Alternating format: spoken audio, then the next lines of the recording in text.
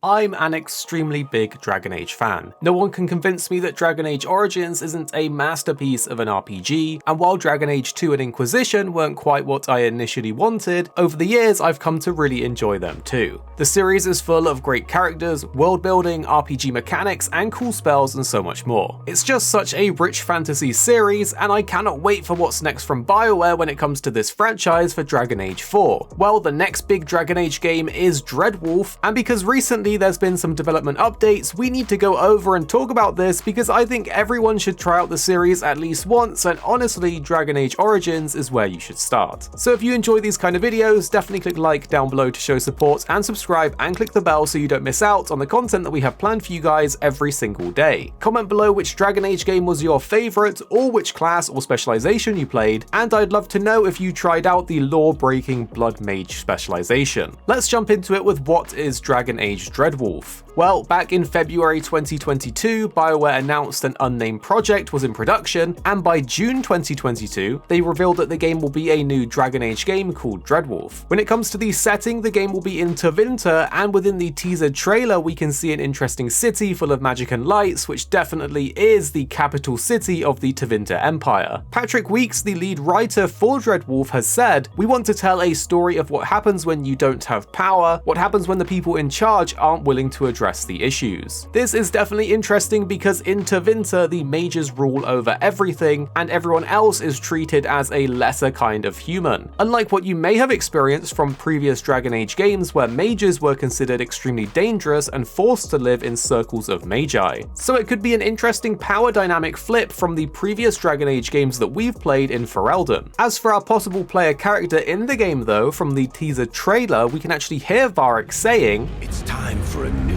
hero. No magic hand. No ancient prophecy. The kind of person they'll never see coming."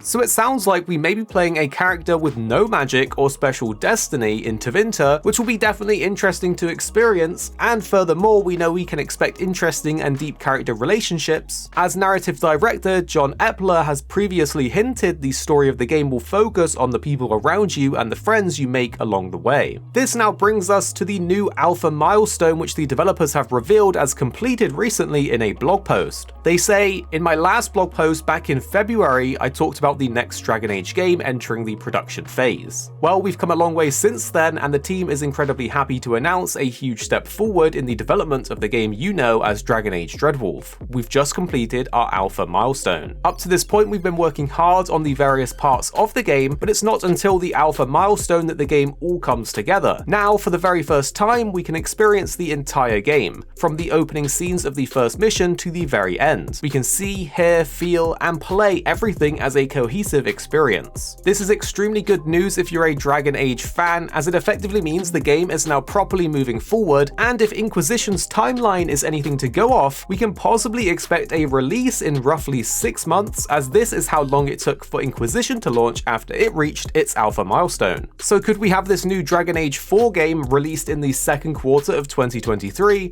We'll have to wait and see. They then go on to say within the blog that the game is by no means finished, the visual fidelity needs work, as well as iterating on gameplay features. They'll be gathering feedback from multiple sources to improve the experience, and they're evaluating the game's pacing, character progression, and in-game relationships. But then it gets a bit more interesting as they share some details from their experience of the game, where they say, "Now that we're finally able to experience the entire game, for me, my favorite part is the characters. Whether followers, allies, or villains, they're woven into the game in ways that make a concept that's always been part of the Dragon Age DNA, stories about people, and push it even further than before.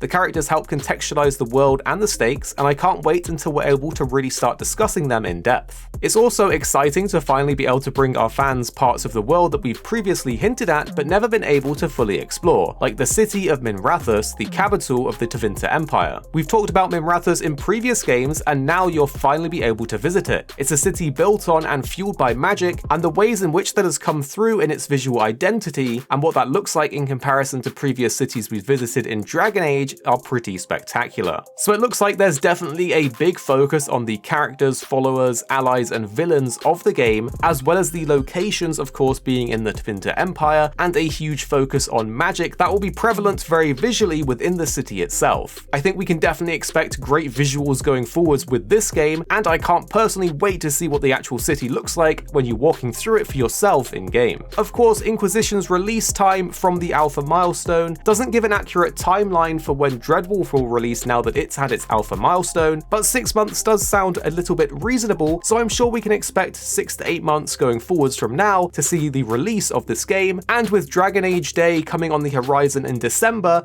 we're definitely going to hear more then, at least I would assume. So if you do enjoy these videos, definitely click like down below to show support.